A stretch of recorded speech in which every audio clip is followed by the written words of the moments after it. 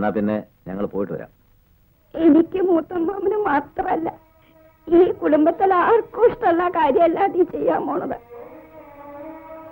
നിന്റെ പ്രായക്കാരെ ഭാര്യയും കുട്ടികളെയും ജീവിക്കണേ കാണുമ്പോ ഈ അമ്മയുടെ മനസ്സ് നീറാറുണ്ട്. ഇപ്പോഴെങ്കിലും ഇങ്ങനൊരു തോന്നലുണ്ടായല്ലോ എന്നൊരൊറ്റ ആശ്വാസം എനിക്കുള്ളൂ. ഇതുകൊണ്ടുണ്ടാവാൻ പോകുന്ന ഭവിഷ്യത്തുകളൊന്നും പറഞ്ഞു തരേണ്ട കാര്യമില്ല.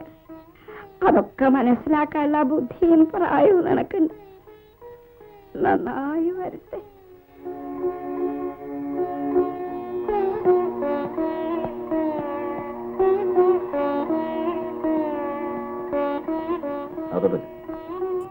ഞങ്ങൾ എടുത്താലും നീ ഇത് നടത്തുമെന്നറിയാം. കൂന്നൂരിൽ വെച്ച് രജിസ്റ്റർ മാരേജ് ചെയ്യാനാണ് പ്ലാൻ എന്ന് പറഞ്ഞു. ആയിക്കോട്ടെ, പക്ഷെ ഞങ്ങളെ ആരും അങ്ങോട്ട് പ്രതീക്ഷിക്കണം. ഓ, കാര്യങ്ങളൊക്കെ കഴിഞ്ഞ് സൗകര്യം പോലെ ഇങ്ങോട്ടൊക്കെ വരിക. നീ കയറ്.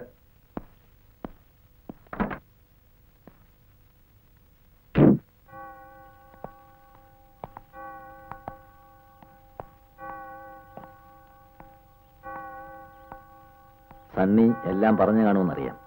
എങ്കിലും ഒന്നുകൂടി പറയാണ്, എന്റെ വീട്ടുകാരുടെ സമ്മതം ഞാൻ വാങ്ങിക്കഴിഞ്ഞു. സൂസന്നയുടെ അപ്പൻ പറഞ്ഞ എല്ലാ നിബന്ധനകൾക്കും ഞാൻ തയ്യാറുമാണ്. ഇനി സൂസന്നയുടെ തീരുമാനമാണ് എനിക്കറിയേണ്ടത്. ഇപ്പൊ തന്നെ പറയണമെന്നില്ല, സാവകാശം ആലോചിച്ച് പറഞ്ഞാൽ മതി. ഞാൻ കോട്ടേഴ്സ് വഴിയാ പോകുന്നത്. ഡ്രോപ്പ് ചെയ്യാം? വേണ്ട, ഞാൻ നടന്നു പോയിക്കോളാം. ഞാൻ ഡ്രോപ്പ് ചെയ്യാടോ. വന്നേ.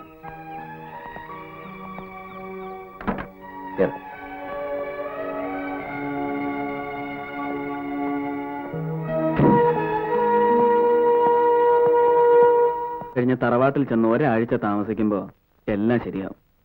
സൂസന്നെ ആർക്കാ ഇഷ്ടപ്പെടാതിരിക്കുക? രാജേട്ടൻ നോക്കിക്കോ, അവസാനം സൂസന്നെ ആയിരിക്കും അമ്മയുടെ പെറ്റ്. Condolence major.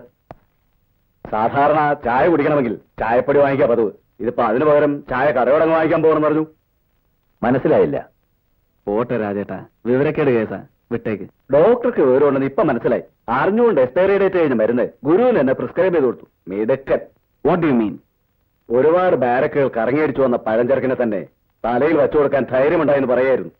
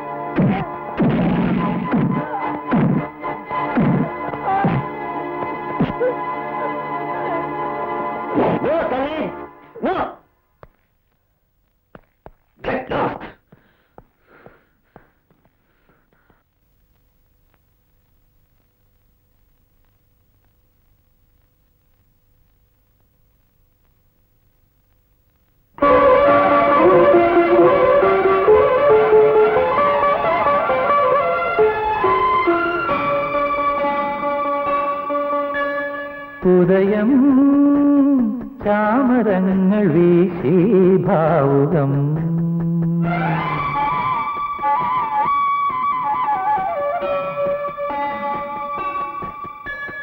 ഉദയം ചാമരങ്ങൾ വീശി ഭാവുകം കരിമുകിൽ മാഞ്ഞുപോയി തെളിവയിൽ തേക്കണം ചൊരിയുന്നോരോമൽ ശരത്കാലമായി ശുഭയാമമായി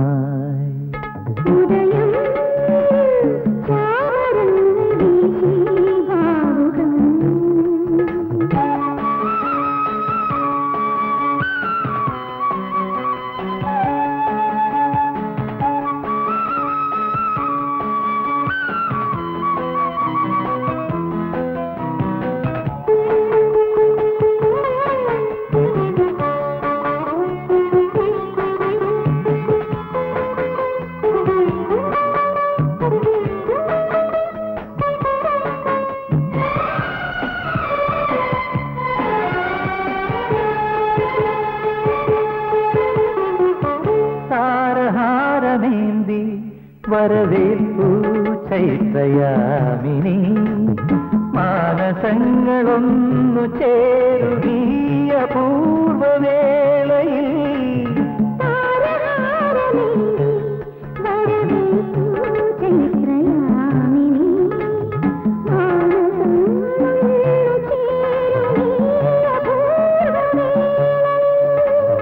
രാഗധാര ചൂടി നിന്നും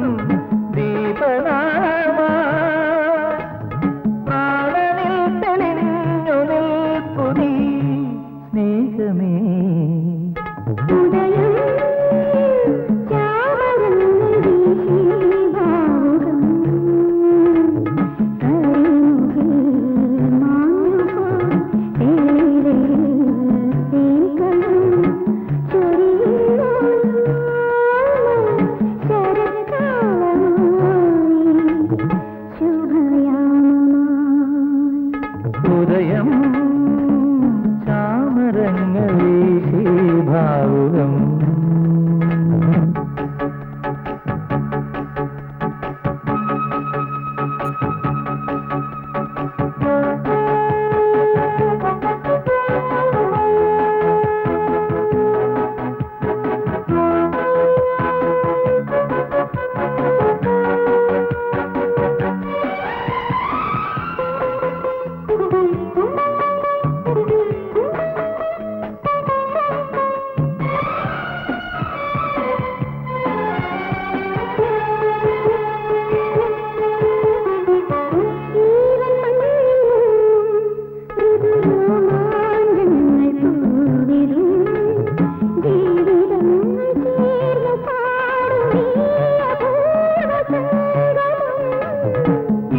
മഞ്ഞിൽ മുങ്ങും ഋതുരോമാഞ്ചങ്ങൾ പൂവിടും ജീവിതങ്ങൾ ചേർന്നു പാടുമീ അപൂർവ സംഗമം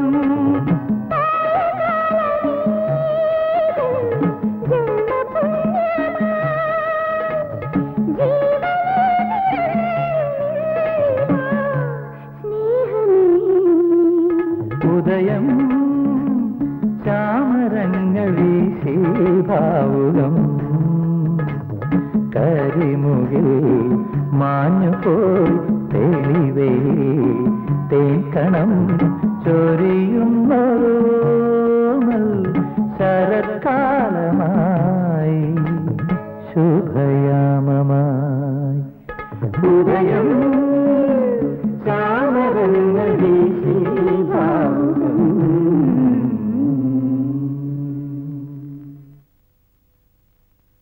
മതി മതി.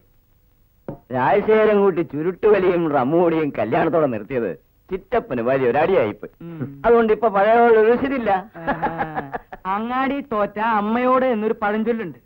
എന്തിനാ അമ്മാവ ഈ ചിറ്റപ്പന്റെ മേൽ ചാടിക്കയറണേ? എന്റെ കോട്ട കൂനൂര് ചെല്ലുമ്പോ എപ്പോഴും ഉണ്ട്, ഇപ്പോഴും ഉണ്ട്. ഏതായാലും സൂസനെ സമ്മതിച്ചിരിക്കുന്നു. രാജശേഖരൻ കുട്ടിയെ കൊണ്ട് എല്ലാം നിർത്തിച്ചല്ലോ. അതല്ലേലും നസ്രാണി പെമ്പിള്ളേർക്ക് ഭർത്താക്കന്മാരെ ചൊൽപ്പടിക്ക് നിർത്താൻ ഒരു പ്രത്യേക കഴിവ് തന്നെയാ. അയ്യോ, പ്രത്യേക കഴിവുകളൊന്നും ഇല്ലാത്ത പാവങ്ങള്. ഭർത്താക്കന്മാർക്ക് ഇത്തിരി മൂത്രം ഒഴിക്കണമെങ്കിൽ അച്ചിമാരുടെ സമ്മതം വേണം. അല്ല, ഈ തമാശ കേട്ടിട്ട് ആർക്കും ചിരി വരുന്നില്ലേ? വേണ്ട, ഞാൻ തന്നെ ചിരിച്ചോളാം. അല്ല, അറിയാഞ്ഞിട്ട് ചോദിക്കുക. കല്യാണം കഴിഞ്ഞിട്ട് വർഷം ഒന്നായില്ലേ? വിശേഷമൊന്നുമില്ലേ? ഇപ്പോഴത്തെ ചെറുപ്പക്കാർക്ക് ഇതൊക്കെ ഒരു ഫാഷനാ. അത് ചെറുപ്പക്കാർക്കല്ലേ. ഇനി നിങ്ങൾ വെച്ച് താമസിപ്പിച്ച അവസാനം കിട്ടാണ്ടാവും. പറഞ്ഞേക്കാം.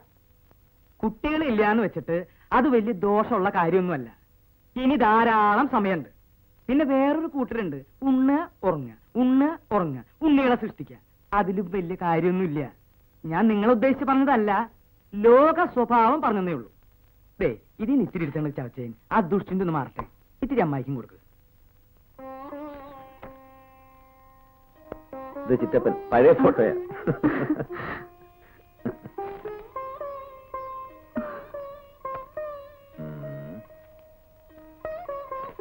ധാരാണറിയോ? ആരാ? അറിയില്ല. ആ?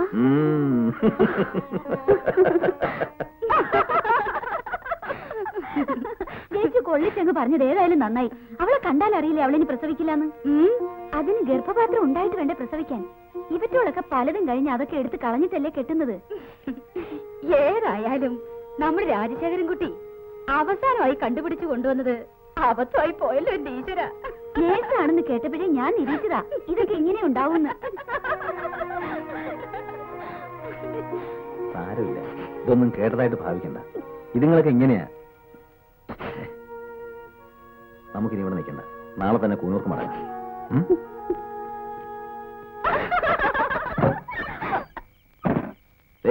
രണ്ടും മര്യാദയ്ക്ക് സംസാരിച്ചോണം. നേരത്തെ ഞാനൊന്നും പറയാതിരുന്നത് പോട്ടേന്ന് കരുതിയ. മൂത്തമ്മായിയുടെ മൂത്തമ്മ അമേരിക്കയിൽ നിന്നൊരു മദാമയല്ലേ കേട്ടിരിക്കണേ? മദാമ നേഴ്സാണെന്നാണല്ലോ കേട്ടത്. ചെറിയമ്മായിയുടെ വീട്ടിലൊരെണ്ണം ഡൈവോഴ്സായി നിൽപ്പില്ലേ? പറയാനാണെങ്കിൽ ഇനിയും കൊണ്ട് ഒരുപാട് കഥകള്. എന്നെ കൊണ്ട് കൂടുതലൊന്നും പറയിപ്പിക്കണ്ട.